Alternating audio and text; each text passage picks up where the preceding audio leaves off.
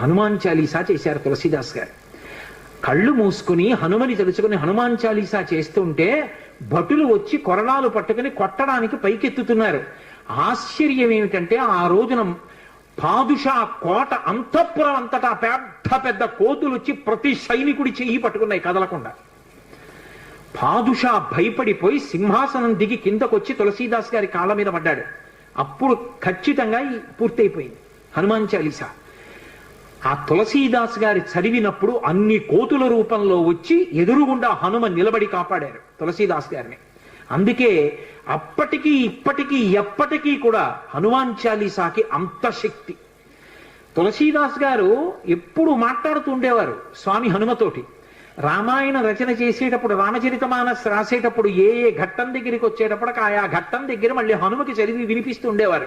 హనుమ అంతా చదివి సరేనంటుండేవారు. అబ్బో